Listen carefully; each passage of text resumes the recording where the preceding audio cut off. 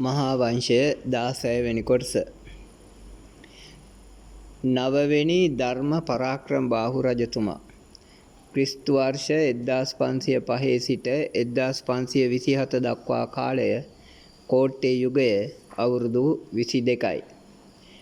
නවවෙනි ධර්ම පරාක්‍රම බාහු රජු රජ කරන සමයෙහි ප්‍රතිකාල්වරුන්ට ලංකාව ගැන දැනගන්නට ලැබුණේය.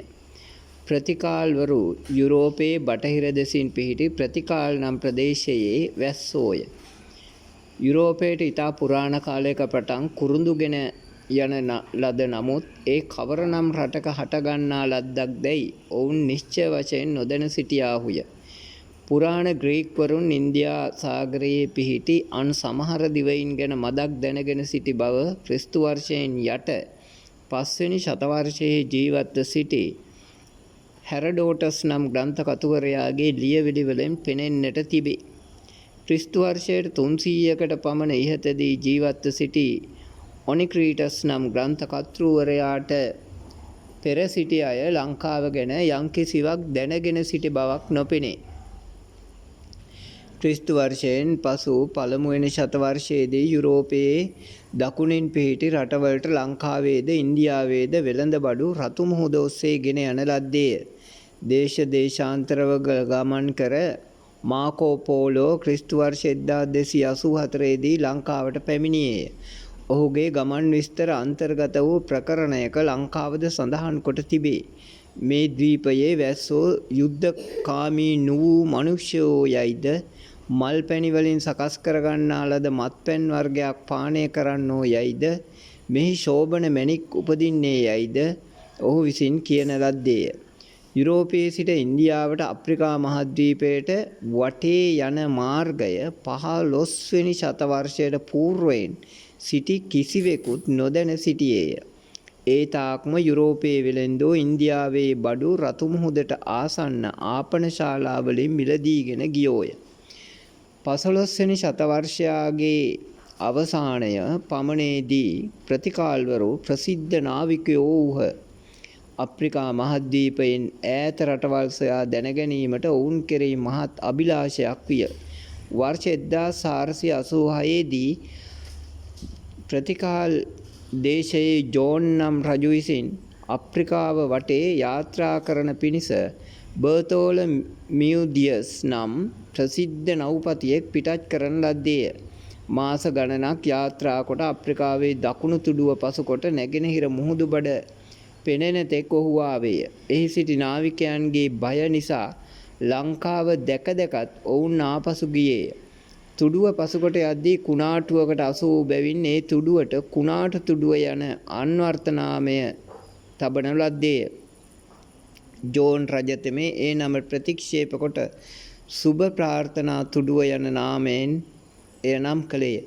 මේ දෙවෙනි නම ඒ තුඩුවට අද දක්වාත් ව්‍යවහාර කරති.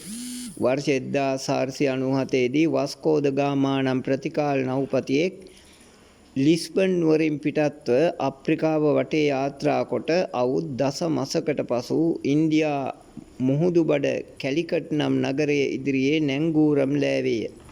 ඉක්බිති ඉන්දියාවෙන් නොයෙක් වර්ගවල බඩු පටවාගෙන ප්‍රතිකාල් රටට ගියේ. එතැන් පටන් ප්‍රතිකාල් දේශයේ නැව් නිතර නිතර ඉන්දියාවට එන්නට වූහ. නොබෝ කලකින් ප්‍රතිකාල්වරු ඉන්දියාවේ මුහුදුබඩ පළාත් කීපයක් අත්පත් කොටගෙන බලකොටු තබා ගත්හ. ගෝවා නම් ප්‍රදේශය ඔවුන්ගේ ප්‍රධාන ස්ථානය විය. මේ කාලයේදී ලංකාව පුරාණ ආශ්චර්යයෙන් පිරිහී ගොස් පහත් අඩියකට බැස තිබුණේය. තොටමුණු බද නුවරවල මරක්කලයෝ අධිපතිකම් කළෝය. රටේ වෙළඳාමද ඔවුන්ට භාරව තිබුණේ. උතුරු පළාත දෙමළ පිරිසට අයිතිව දෙමළ රජෙක් යාපාපටුනෙහි රජ කළේය. දැනට වන්නිය යන නාමය ව්‍යවහාර වන ප්‍රදේශය පළාත් කීපයකට බෙදා තිබුණි. ඒ එක එක පළාත වන්නියාර් නම් අධිපතියෙක් ආණ්ඩු කළේය. බදුල්ල, ගම්පල, පේරාදෙණිය, මාගම යන නුවරවල්වලද සුළු රජවරු රාජ්‍ය කළෝය. නවවෙනි ධර්ම පරාක්‍රම බාහු අග රජ යන නමින් කෝට්ටේ හෙවත් ජයවර්ධනපුරයෙහි රජ කළේය. අවශේෂ රජවරු කෝට්ටේ රජහට යටත්කමක් ප්‍රකාශ කරගෙන සිටි නමුත් රාජ්‍යයේ සියලුම කටයුතු වලදී සෛරී බලයම පැවැත්වූහ. මේ රජවරුන් අතරේ නිතරම කෝලාහල පැවතුණේය. රටවැස්සන්ගේ ශුභ සිද්ධිය සඳහා කටයුතු වූ වැව් බැන්දවීම් ආදිය රජවරුන් විසින් හැර දමන ලද්දේය. එහෙයින් වී ගොවිතැනද හීන වී ගියේය.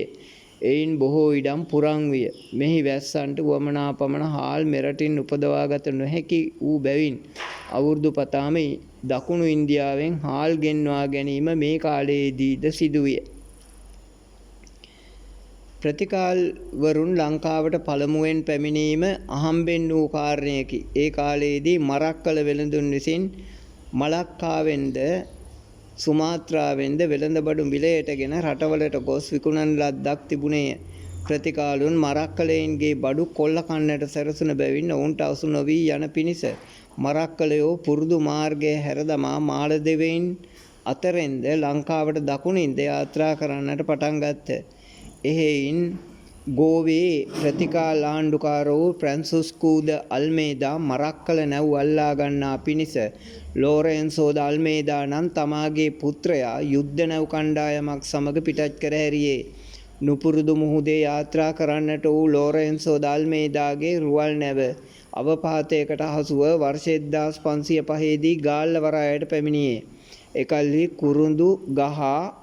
කුරුඳු සහ ඇතුන් පටවන ලද මරක්කල නැව් ගණනක් එහි තිබුණේය. එයින් මරක්කල වෙළෙන්දෝ බියපත්ව මේ දිවයිනේ අග නුවර ගාල්ලයයිද රජහුගේ ආරක්ෂාව යටතේ ඔවුහු වෙළඳාම කරන්නෝ යයිද සිංහල රජ එකල පිටිසර බද පළාතකට ගොස් සිටින්නේ යයිද ප්‍රතිකාල්වරුන්ට කීවෝය.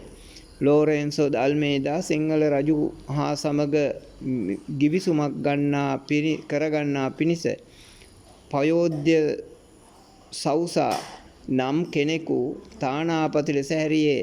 මරක්කලයෝ නොයෙක් මම්මාවත් වලින් ඔහු ගෙන ගොස් රජුමෙන් පිණී සිටි සිංහල අධිපතියන්ට දැන්වූහ. ඔහු ඒ තානාපති තැන පිළිගෙන ලංකාවේ කොටුවක් තනා ගන්නා පිණිස අවසරයක්ද දුන්නේය. පයෝද සෞසා මරක්කලයන්ගේ වංචාව දැනගත් නමුත් ඒ බව නොසඟවා නැවට ගියේ. ඉන්පසු ලෝරෙන්සෝ ද අල්මේදා තමාගේ ගොඩ බැසීම ගැන සලකුණක් පිණිස ගල් කණුවක් ගොඩනගා ගාල්ලෙන් පිටත්ව ගියේය. 1517 දී ලෝපෝරොරස් අල්බේරියා යටතේ නැව් 17ක ප්‍රතිකාල්වරු කොළඹට ගොඩ බැස පරාක්‍රමබාහු රජුගෙන් අවසර ඉල්වාගෙන ස්වල්ප ප්‍රමාණ කොටුවක් බැඳගත්තෝය. ඉන්පසු වර්ෂ 1520 දී සවිශක්තිමත් ලෙස කොටුවක් බඳින පිණිස උවමනා හුණුගල් ඇතුව තවත් ප්‍රතිකාල්වරු සමූහයක් කොළඹට පැමිණියහ. මේ අලුත් කොටුව බැඳීම ගැන සිංහල රජ විරුද්ධව එය වළක්වනු සඳහා යුද්ධ සේනාවක් එව්වේය. ප්‍රතිකාල්වරු ඒ සේනාව නෙරපා හරින ලද්දේය. දිගටම කොටුව බැඳගෙන යාම සිදු කරන ලදී. ඉන්පසු සිංහලයන් හා ප්‍රතිකාල්වරුන් අතරේ ඇති කරගත් සමාදාන ගිවිසුමකට අනුව ප්‍රතිකාල් රජුට අවුරුද්දකට කුරුඳු රාත්තල් 1,20,000 බැගින් දෙන ලෙස පරාක්‍රමබාහු රජු පොරොන්දු විය. පස්වන විජයබාහු ක්‍රිස්තු වර්ෂ 1527 සිට 1534 දක්වා කෝට්ටේ යුගය පාලන කාලය අවුරුදු 7යි. ධර්ම පරාක්‍රමබාහු රජු ඇවෑමෙන් ඔහුගේ සහෝදරයා වූ පස්වෙනි විජයබාහු කෝට්ටේ රජ විය. මේ කාලයේදී ප්‍රතිකාල්වරු කොළඹ කොටුව සවිශක්තිමත් ලෙස බැඳගෙන රටවැසියන්ගේ වස්තුව පැහැර ගනිමින් රටේ නොයෙක් බලහත්කාර කම්කලෝය. සිංහල රජු මරක්කලයන් විසින් පොළඹවන ලදුව 20000ක පමණ වූ සේනාවක් යවා කොළඹ වටලෑවේය. ප්‍රතිකාල්වරු මහත් ආන්තරාය සහිත ආකාරයකට පත් වූහ. ආහාර හිඟවීම කරන කොටගෙන සාදුකින් පෙළුණේය. ඉක්බිති කොවින් නම් නගරයේ සිට ප්‍රතිකාල නැවක් කොළඹ වරායට පැමිණීමෙන් ප්‍රතිකාලුන්ට ආධාර ලැබුණේය. ඉන්පසු සේනාපති තැන හේවායන් 300ක් පිරිවරාගෙන කොටුවෙන් පිටතට ගොස් සිංහල සේනාව පළවා හැරියේය. පස්වෙනි විජයබා රජුට පළමු බිසවකගෙන් උපන් බුවනෙකබාහු, රයිගම්බණ්ඩාර, මායාදුන්නේ යන පුත්තු 3 දෙනෙක් වූහ. රජතුමා තමාගේ දෙවෙනි බිසවගේ සහෝදරයෙකුට රජකම හිමි කර දෙන්නට උත්සාහ කළ බැවින් පුතුන් 3 දෙනා විරුද්ධව සිටියෝය. රජතෙමේ පුත්‍රයන් මරවන්ට අදහස් කළේය. ඒ බව දැනගත් පුත්‍රයෝ නුවරින් සැඟවී ගොස් ගම්පල රජ කළ ජයවීර බණ්ඩාරනම් රජෙකුගේ උපකාර ඇතුව යුද්ධ සේනාවක් පිරවරා ගොස් කෝට්ටේ අල්වාගෙන මිනිසෙකු ලබා ඒ රාත්‍රියේම පිය රජහු මැරවූහ. පසුදා වැඩිමහල් පුත් වූ බුවනෙකබා කුමාරයා රාජ්‍යශ්‍රීයෙහි පිහිටුවන ලද්දේය.